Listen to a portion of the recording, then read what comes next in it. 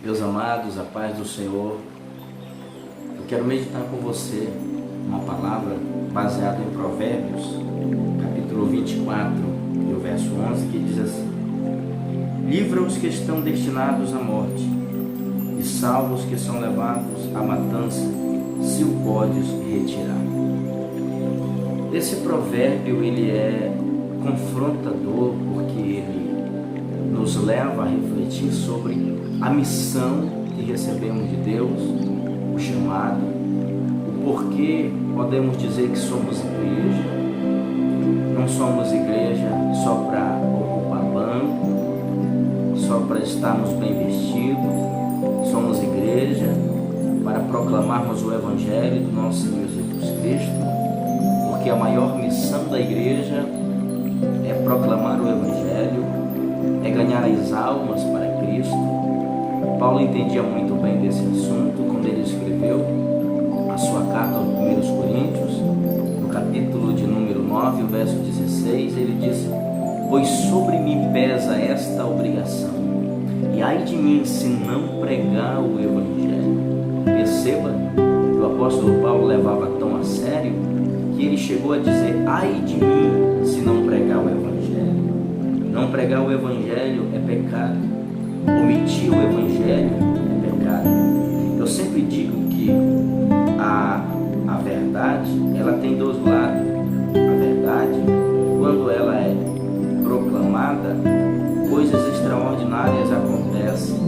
Mas quando a verdade é omitida, nós pecamos. Amém? Quando falamos a verdade, agrada a Deus, porque a fonte da verdade está em Deus.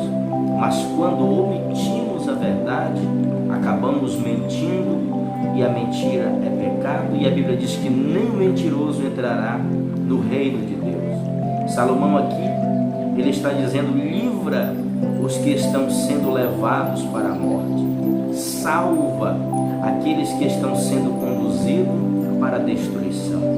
Olha que tamanha obrigação, olha que tamanha responsabilidade a igreja tem nessa terra de proclamar o Evangelho.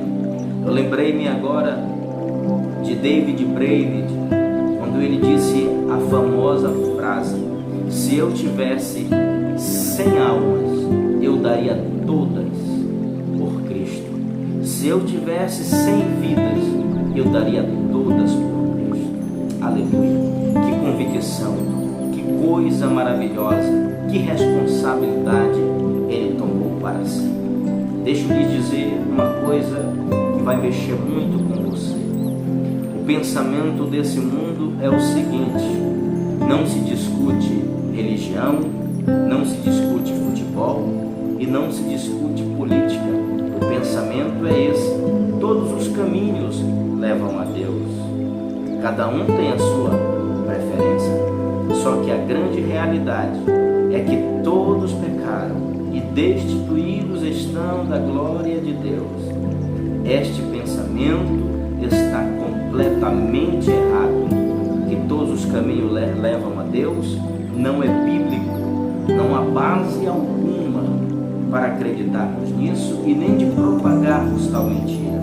Todos os caminhos não levam a Deus. Só existe um caminho que pode levar o homem a Deus, é Jesus. Ele disse: eu sou o caminho, a verdade e a vida, e ninguém vem ao Pai senão por mim. Jesus não disse que ele é mais um caminho. Jesus também não disse que ele é um caminho. Ele disse que ele é o caminho. É o único caminho que pode levar o homem ao céu.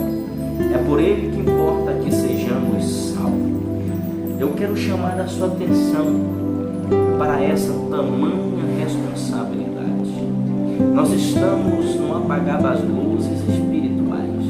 Jesus está voltando. Já fazem mais de 2000 anos que o homem chamado Jesus palmilhou dessa terra. Veio, a Bíblia diz que o Deus atemporal entrou no templo. O Deus que é transcendente veio da eternidade com uma missão. Ele veio buscar e salvar o que estava perdido. Ele sofreu, ele padeceu, ele foi rejeitado, ele foi maltratado, ele foi cuspido, ele foi mal interpretado, chegaram a interpretá-lo até como Beelzebul, o maioral dos demônios. Jesus foi ridicularizado. Ele carregou uma coroa de espinhos. Ele carregou uma cruz sobre os seus ombros. Ele foi para o Calvário. Ele foi crucificado no meio de dois malfeitores.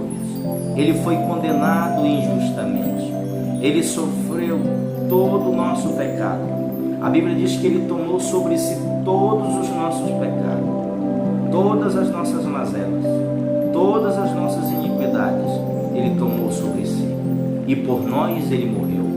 A Bíblia diz em Romanos, capítulo 5 e o verso 8: mas Deus prova o seu próprio amor para conosco, pelo fato de ter Cristo morrido por nós, sendo nós ainda pecadores. Isso é amor. O texto áureo da Bíblia está no Evangelho de João, no capítulo 3, o verso 16. Porque Deus amou o mundo de tal maneira que deu o seu Filho unigênito, para que todo aquele que nele crer não pereça, mas tenha vida eterna. Esse é o amor verdadeiro. É o amor que não se conteve na eternidade. E Ele veio aqui a essa terra e veio morrer pelo homem. O homem não merece. A salvação não é resultado das nossas obras. A salvação não é resultado de termos estudado, de termos capacidade suficiente para fazer alguma coisa. A salvação não é resultado de nascermos em uma boa família. A salvação é algo exclusivamente de Deus. Somente Deus pode garantir a salvação do homem. A Bíblia diz que pela graça sois salvos, mediante a fé. Isso não vem de vós, é dom de Deus. Não vem de obras, para que ninguém se glorie. Meu amado, qual é o seu papel como igreja? Você tem cumprido bem o seu papel? Você tem pregado o Evangelho? Você tem se preocupado com as almas que estão caminhando a passos largos para o inferno? Você já percebeu que a cada dia que passa, pessoas estão caminhando a passos acelerados como intrusos para o inferno? Será que isso não mexe conosco? Será que isso não nos importuna? Será que nós não nos angustiamos pelas almas, pelas milhares de almas que já foram para o inferno? Você já pensou nessa realidade? Que quando você e eu chegarmos no céu, Deus mostrar para nós o número de almas que foram para o inferno por nossa causa, porque nunca nós pagamos o preço por elas. Elas estavam ao nosso lado todos os dias, víamos todos os dias. Entrávamos dentro de um ônibus, lá estavam pessoas sedentas por Deus, e nós trancávamos no nosso mundo, não falamos de Jesus, não pregamos o Evangelho, não fizemos um jejum por elas, não derramamos uma lágrima por elas. Ah, meu amado, essa realidade precisa ser falada. Nós não estamos tão bem na fita quanto parecemos. Precisamos vestir a camisa do Evangelho e nos preocupar com as almas. Deixa eu lhes dizer uma coisa, aleluia. Deus não está preocupado com coisas, com bens materiais, com o seu dinheiro, com a sua formação, com o seu emprego, com a roupa que você veste. Não, o Senhor, Ele ama é a sua alma. Ele está preocupado é com a sua alma. A alma é eterna. A Bíblia diz que todas as almas são minhas, e a alma que pecar, essa morrerá. É necessário a igreja acordar, é necessário a igreja despertar, é necessário rejeitarmos a religiosidade, é necessário deixarmos de brigar por causa de placa de igreja e brigarmos pela bandeira do Evangelho. É necessário defender Jesus Cristo. Ele é a única solução para o mundo que está perdido. A Bíblia diz que o Senhor veio trazer a redenção para a humanidade. Essa palavra redenção, ela tem um significado tão extraordinário que eu desejo compartilhar convosco.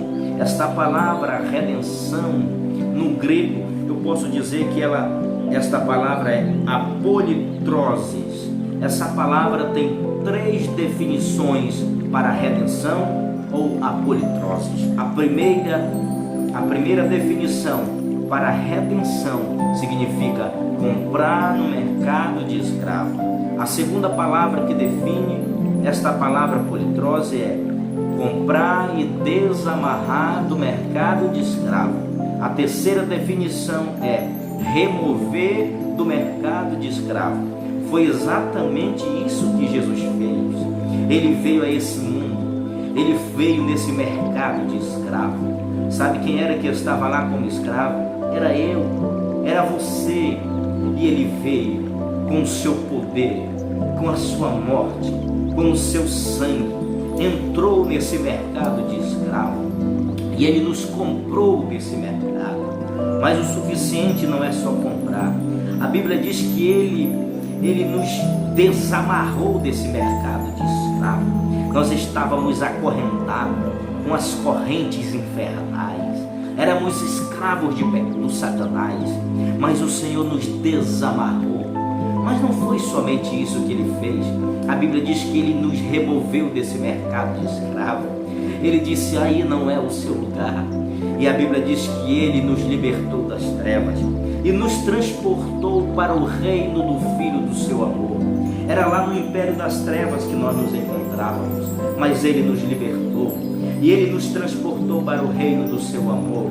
Agora nós podemos dizer que nós estamos livres, não somos mais escravos, somos livres agora para pregar o Evangelho de nosso Senhor Jesus Cristo. Eu finalizo esta palavra nesta manhã, dizendo para você, recordando a todos nós, o que está escrito em Ezequiel, capítulo 33. Se eu dizer ao ímpio, certamente morrerá, e você o avisares, e ele morrer na sua desobediência, ele morrerá no seu pecado e será condenado, mas você será livre porque você o avisou. Mas se eu falar a você que o ímpio certamente morrerá e você não avisares, certamente o ímpio morrerá no seu pecado, mas o sangue dele das tuas mãos eu requererei. Acorde, meu irmão, não é hora de dormir, não é hora de ficar tutubiando em cima de uma corda bamba, é hora de pregar o Evangelho. Mas eu não sei pregar, Jesus te ensina. Jesus não chama ninguém sem que o possa capacitar, ele te capacita. Entre num propósito. O seu propósito nesta última hora não é ganhar dinheiro, é ganhar almas. Satanás está matando almas de passos acelerados. Ele quer almas, ele quer destruição, mas nós podemos reverter esse quadro. Somente a igreja pode salvar o homem através do poder do Evangelho. Eu sempre digo que o Senhor não mandou nenhum anjo pregar o Evangelho. Ele incumbiu homens, ele incumbiu você e a mim.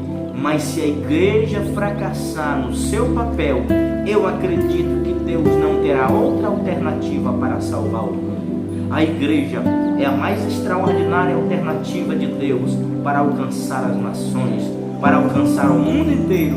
Mas a igreja precisa desencruzar os seus braços, levantar a cabeça e proclamar o Evangelho. Ai de nós se não pregarmos o Evangelho. Que você possa nessa manhã refletir sobre essa palavra e lembrar que você tem um chamado de Deus e você precisa pregar o Evangelho, porque Jesus está voltando e Ele vai cobrar de nós por cada oportunidade que nós tivemos e não pregamos o Evangelho, por cada alma que foi condenada e nós não demos nem a mínima para isso, não lhe pregamos o Evangelho de Jesus. Que o Senhor nos abençoe, que o Senhor nos ajude. É hora de pregar o Evangelho. Fique com Deus e até o próximo vídeo, querendo o Senhor Jesus. Deus abençoe.